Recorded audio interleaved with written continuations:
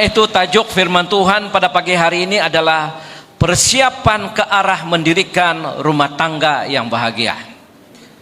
Jadi firman Tuhan ini bukan saja kepada yang bertunang dan muda-mudi, tetapi juga kita yang sudah berkeluarga. Ini mengingatkan kita perjanjian yang pernah kita lakukan kepada pasangan kita. Dan mungkin juga walaupun kamu sudah beranak cucu, tetapi di gereja yang pernah kamu beribadah selama ini, entah itu di mana tempat, kamu belum mendapat bimbingan sepenuhnya. Ya, sebagai seorang yang percaya bagaimana berumah tangga. Jadi hari ini firman Tuhan ini bukan hanya untuk yang bujang, yang bertunang, tetapi kita juga yang sudah berumah tangga. Tajuknya adalah persiapan ke arah mendirikan rumah tangga yang bahagia. Setiap pasangan yang bercinta mengharapkan rumah tangga yang bahagia, betul? Semua kita mengharapkan rumah tangga yang bahagia.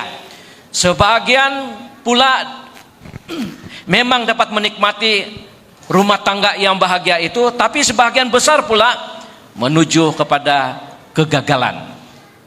Pada mulanya menjadi teman bercinta, bila berkawin bukan teman bercinta, teman bergaduh, teman berselisih paham, ya, menjadi musuh, ya, daripada teman bercinta menjadi teman berselisih paham, teman bergaduh, ya, dan akhirnya terluka. Maka banyak yang terjadi penganiayaan secara fisik, dan tidak kurang ada yang bercerai, bahkan yang dibunuh.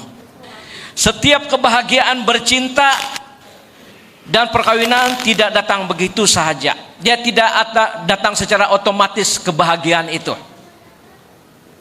Ianya perlu perancangan, katakan amin. Perancangan, kerja keras, dan yang paling penting sesuai dengan panduan firman Tuhan. Kebahagiaan dalam percintaan, perkawinan itu dipandu oleh firman Tuhan. Karena Yesus berkata, di luar aku kamu tidak dapat berbuat apa-apa. Jadi konteks firman Tuhan ini bukan hanya untuk masuk surga, tetapi dalam hidup, dalam pekerjaan, dalam pernikahan juga, dalam percintaan. Jika kita gunakan kekuatan sendiri, kita tidak dapat berbuat apa-apa. Amin. Selain ada Yesus, barulah ada kebahagiaan. Kegagalan Adam dan Hawa mentaati firman Tuhan dalam buku Kejadian yang membuatkan mereka terkeluar daripada Taman Eden. Terkeluar bermaksud di luar rencana Tuhan, di luar kebahagiaan Tuhan, di luar berkat Tuhan. Karena apa? Mereka telah melanggar perintah Tuhan. Jadi untuk kebahagiaan pertunangan, percintaan dan perkawinan harus kita masih berada dalam Taman Eden Tuhan. Maksudnya dalam perencanaan, dalam rancangan Tuhan. Jika hubungan suatu percintaan, perkawinan itu di luar daripada perintah Tuhan, melanggar perintah Tuhan, pasti ada banyak bencana, banyak kegagalan, banyak frustasi, tekanan, sampai ada yang pergi bunuh diri. Karena apa? Di luar daripada kehendak Tuhan. Jadi Adam dan Hawa jatuh dalam dosa karena melanggar perintah Tuhan, dan akhirnya mereka disingkirkan, mereka menerima akibatnya. Sampai pada hari ini kita anak cucu kepada Adam dan Hawa menerima akibat daripada pelanggaran kita punya moyang bernama Adam dan Hawa. Itu terlihat dalam Kejadian pasal 2 ayat 15 sampai 17. Tidak payah kasih pancar ya. Jadi kebahagiaan dan kesuksesan dalam sebuah rumah tangga itu terdiri daripada beberapa bahagian. Setiap kita mau bahagia, itulah untung yang bercinta dengan orang yang percaya pada Tuhan. Amin. Yang mengasihi Tuhan. Karena di luar daripada Tuhan banyak boleh terjadi pembunuhan di luar sana. Jadi kebahagiaan dan kesuksesan rumah tangga Kristen terdiri daripada beberapa hal yang akan saya sebut ini. Perlu ada ciri-ciri ini ada untuk kebahagiaan kita yang sudah berkeluarga maupun yang bertunang dan ke arah perkawinan. Yang pertama yang perlu ada dan wajib ada dalam hidup kita, baik yang sudah berkeluarga, kalau sudah swing balik kepada ini yang saya sebut ini, yang pertama ini, ataupun yang sedang bercinta, mesti ada ini, tidak boleh tidak ada. Yang pertama, pasangan tersebut adalah yang telah mengenal Tuhan dan bertobat. Katakan amin. Syarat pertama untuk kebahagiaan rumah tangga dan percintaan adalah pasangan kamu, si lelaki dan perempuan, adalah orang yang percaya kepada Tuhan dan sudah bertobat. Jangan coba-coba bilang, nantilah kalau setelah saya kawin sama dia barulah saya injil dia. Yang paling penting ada Tuhan dalam hidup pasangan kamu, ya. Itu terdapat dalam 2 Korintus pasal 6 ayat 14 sampai 18. Pancarkan di sana. Dalam buku 2 Korintus pasal 6, di sini Rasul Paulus menekankan dalam ayat 14 sampai 18, ya. Janganlah kamu merupakan pasangan yang tidak seimbang dengan orang-orang yang tak percaya. Sebab persamaan apakah terdapat antara kebenaran dan kedurhakaan? Atau bagaimanakah terang dapat bersatu dengan gelap? Persamaan apakah yang terdapat antara Kristus dan Belial? Apakah bahagian bersama orang-orang percaya dengan orang-orang yang tak percaya? Apakah hubungan bait Allah dengan berhala? Karena kita adalah bait dari Allah yang hidup menurut firman Allah ini. Aku akan diam bersama-sama dengan mereka dan hidup di tengah-tengah mereka, dan aku akan menjadi Allah mereka dan mereka akan menjadi umatku. Sebab itu keluarlah kamu daripada antara mereka. Nah, sini diperintahkan keluar dari antara mereka dan pisahkanlah dirimu daripada mereka. Firman Tuhan, bukan mendekat, bukan bercinta, tapi pisahkan diri daripada mereka, dan jangan menjamah apa yang najis, maka aku akan menerima kamu. Yang terakhir, dan aku akan menjadi bapamu. Nah, tengok ya, kalau pasangan yang bercinta itu sesama seiman, Tuhan berkata, aku akan menjadi bapamu, aku akan menjadi Tuhanmu dalam percintaanmu, dalam perkawinan itu akan menjadi bapa dan Tuhanmu. Amin. Tetapi pasangan itu syaratnya mesti yang sudah bertobat dan percaya kepada Tuhan. Dan aku akan menjadi bapamu, dan kamu akan menjadi anak-anakku laki-laki dan anak-anakku perempuan. Demikianlah firman Tuhan yang Maha Kuasa. Demikianlah firman Tuhan yang Maha Kuasa. Jadi seiman di sini banyak orang salah tafsir. Jadi maksudnya di sini seimbang adalah benar-benar syaratnya adalah bertobat dan percaya pada Yesus. Kematangan cara berpikir itu penting. Itu nama dia seimbang. Salah satu adalah cara dia berpikir. Yang nomor 2 yang perlu ada untuk kebahagiaan, percintaan dan juga rumah tangga adalah memiliki karakter dan sikap yang matang. Katakan amin. Ini yang paling penting. Pasangan kita harus memiliki sikap yang karakter. 1 Korintus pasal 13 ayat 4 sampai 7 kita lihat di sana. Dalam buku 1 Korintus pasal 13 ayat 4 sampai 7. Kasih itu sabar, kasih itu murah hati, ia tidak cemburu, ia tidak memegahkan diri dan tidak sombong. Ia tidak melakukan yang tidak sopan dan tidak mencari keuntungan diri sendiri. Ia tidak memarah dan tidak menyimpan kesalahan orang lain. Terus, ia tidak bersukacita karena ketidakadilan, tetapi ia bersukacita karena kebenaran. Ia menutupi segala sesuatu, percaya segala sesuatu, mengharapkan segala sesuatu, sabar menanggung segala sesuatu. Inilah karakter, bukan hanya kasih. Ini maksudnya karakter dan sikap yang matang. Hanya orang yang matang saya memiliki ini. Orang yang tidak matang tidak akan dapat memiliki kasih. Amin. Tidak memiliki kesabaran, kemurahan, suka mengampuni. Jadi memiliki sikap karakter dan sikap yang matang perlu ada. Menjadi model dalam percintaan dan perkawinan. Karena apabila kau menuju perkawinan, kau bukan membawa tangan pasangan kau masuk rumah dalam keadaan bergairah cinta saja, tetapi kau perlu ada karakter. Karena apa tidak?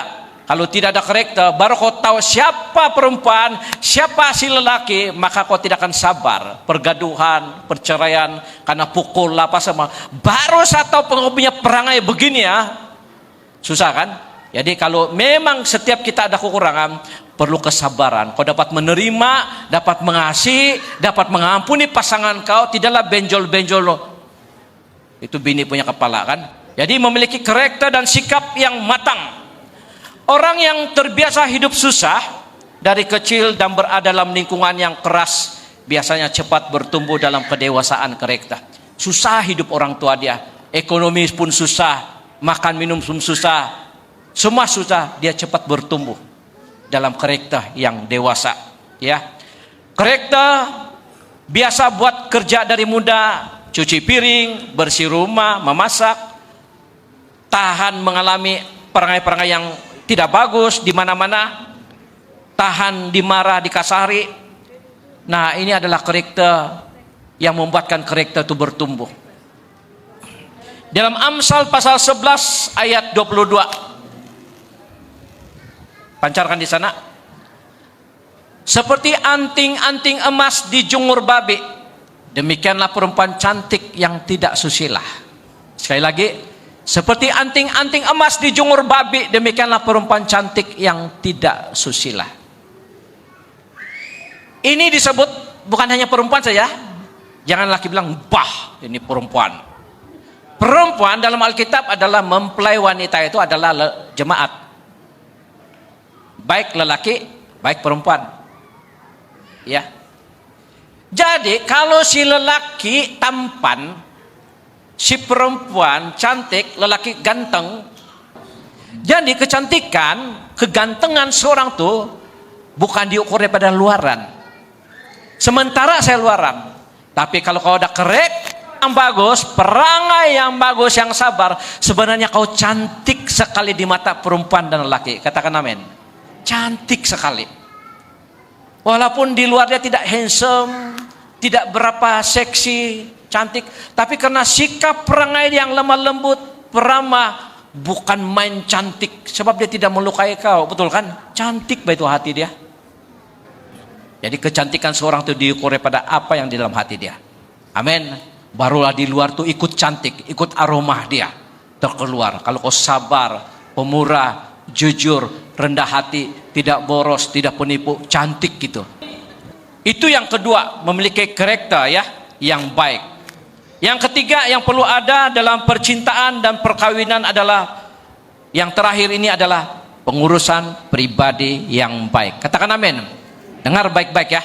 Kalau mau bahagia, muda-mudi, jemaat dan yang berkeluarga, kalau mau bahagia, ini yang penting. Pengurusan pribadi yang baik.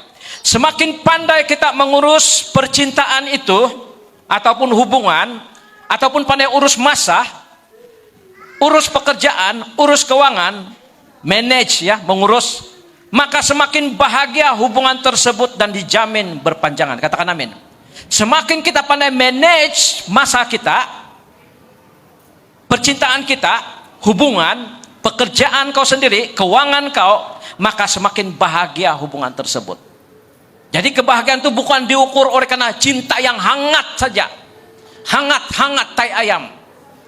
Tapi cinta itu kalau mau mekar terus, perlu manage dengan mengurus cinta itu sendiri, mengurus masa, pekerjaan, keuangan. Dia melibatkan bukan hanya cinta. Dia melibatkan keuangan. Dia melibatkan pengurusan pribadi. Dia melibatkan pengurusan kebersihan diri. Dia melibatkan pengurusan masa. Itulah cinta, bukan hanya cinta saja, emosi.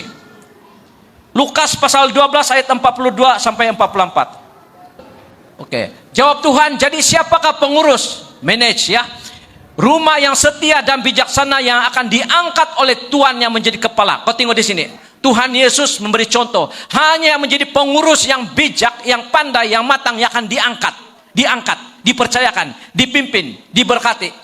Siapa pengurus rumah yang setia dan bijaksana? Artinya kau pengurus masa kau, pengurus keuangan kau, pengurus rumah tangga kau, pengurus ekonomi kau. Bila kau bijak, kau akan semakin diangkat. Tidak ada orang yang tidak bijak tidak jadi pemimpin, betul kan? Semua yang pengurus dibilang dia nampak potensi orang ini, dia pandai pengurus. Kau yang pimpin kami ya, kau yang pimpin di kampung kami, dalam keluarga kami, dalam kompon ini, kau yang pimpin ya. Kenapa? Kami nampak kau pandai mengurus. Amin. Demikian juga yang bercinta itu dia mesti pandai mengurus ini ya. Semakin pandai kita mengurus percintaan, hubungan, masa pekerjaan, keuangan, maka semakin bahagia hubungan tersebut. Jawab Tuhan, jadi siapakah pengurus rumah yang setia dan bijaksana yang akan diangkat oleh Tuhan yang menjadi kepala atas semua hamba-Nya untuk memberikan makanan kepada mereka pada waktunya. Berbahagialah hamba yang didapati tuannya melakukan tugasnya itu ketika tuannya itu datang. Aku berkata kepadamu, sesungguhnya tuannya itu akan mengangkat dia menjadi pengawas segala sesuatu miliknya. Kau tengok, Tuhan mengangkat, memberkati orang yang pandai mengurus. Amin. Kalau saudara yang bercinta dan mau berkawin dan yang sudah berkawin, pandai urus masa kamu, keuangan kamu, ekonomi kamu, pekerjaan kamu pandai manage, tidak boros, pandai urus kebersihan, maka Tuhan akan memberkati hidup kamu. Amin. Itulah rahasia dia. Karunia pengurusan, karunia kepimpinan perlu dilatih dan dipelajari, ya. Dalam 1 Tesalonika pasal 4 ayat 11 hingga 12 tidak payah baca, dan juga 1 Timotius pasal 3 ayat 10 sampai 13 kamu baca sendiri. Ini mengenai pengurusan. Semua mengenai pengurusan dalam firman Tuhan. Semakin bijak seseorang mengurus masa dia, keuangan, harta, kebersihan, tugas-tugas, semakin luas pengaruh dia kepimpinannya. Dan kepimpinan itu bermula dalam memimpin hubungan dan perkawinan. Kepimpinan itu bermula bukan di gereja, ya. Di gereja hanya mengajar. Kepimpinan itu bermula dalam percintaan dalam rumah tangga. Amin. Kalau kau berjaya mengurus, para deacon pun, para penatua pun yang dilantik, Alkitab cakap syaratnya harus diuji, mereka perlu urus keluarga dengan bagus. Amin. Kalau boleh urus keluarga, keluarga itu apa? Cinta lah, masalah, ekonomi lah, keuangan lah. Kalau boleh urus, baru boleh jadi deacon, baru boleh jadi penatua, baru boleh jadi pemimpin kelompok sel. Kalau tidak boleh urus keluarga, jangan harap, karena kamu tidak akan menjadi kesaksian kepada orang lain. Ada ramai mau kawin, tetapi mereka belum siap jadi pengurus yang baik. Pengurus masa, pengurus kebersihan, pengurus kare, pengurus keuangan, mereka gagal. Banyak saya nampak yang kawin tapi tidak dapat urus. Manajemen yang tepat adalah lulus dalam manajemen rumah tangga, dalam percintaan, sebelum mengurus company ataupun syarikat di mana-mana. Itu barulah betul. Kau sudah manage, kau sudah dewasa secara spiritual, mengurus keluarga, ekonomi. Jadi orang yang pandai manage adalah yang pandai menyimpan dana, bukan hanya untuk perkawinan. Amin. Tetapi selepas kawin, dia boleh sewa rumah, dia boleh bayar bil listrik, bil air, dia boleh bayar kereta. Itu yang bagus. Tapi ingat, kau menjalani perkawinan itu seumur hidup. Betul kan? Seumur hidup. Yang seumur hidup lebih penting daripada yang 1 hari saja, yang raja sehari itu. Jadi jangan habiskan uang Anda untuk 1 hari saja. Tapi biarlah sederhana, yang penting boleh kawin. Katakan amin. Rancang perkawinan yang sederhana, yang penting ada duit setelah berkawin. Berani berbincang, pasangan itu tidak boleh malu. Berani berbincang dengan pasangan dari segi keuangan. Rendah hati. Mau yang sederhana, bukan untuk tiru orang lain. Ya.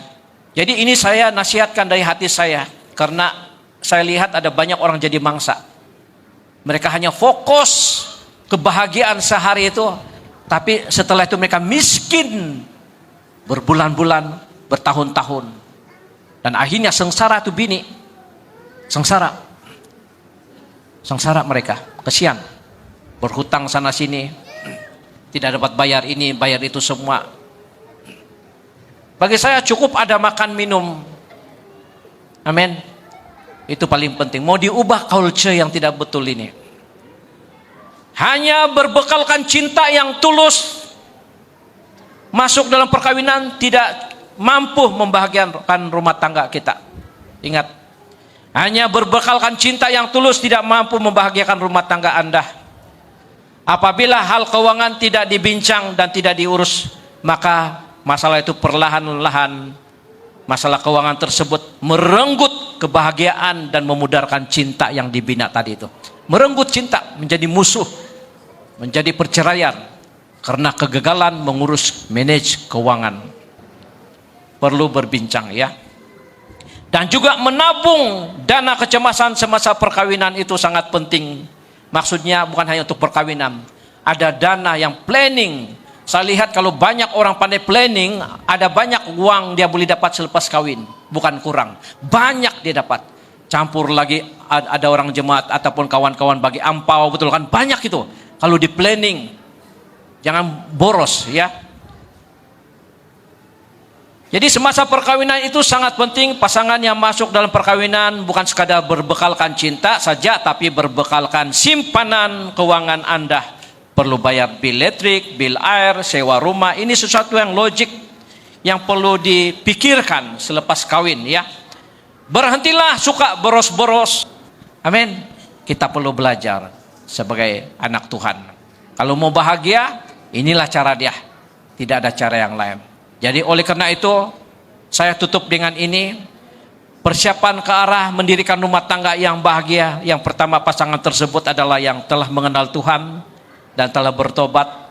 Yang kedua, memiliki karakter dan sikap yang matang.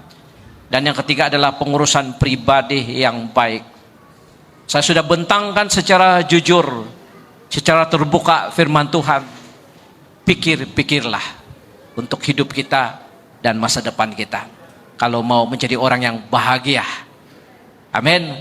Kalau kamu diberkati, bersaksilah kepada orang lain macam mana hidup kamu bahagia lewat firman Tuhan yang disampaikan apabila dia taati. Puji Tuhan. Beri kemuliaan pada Tuhan.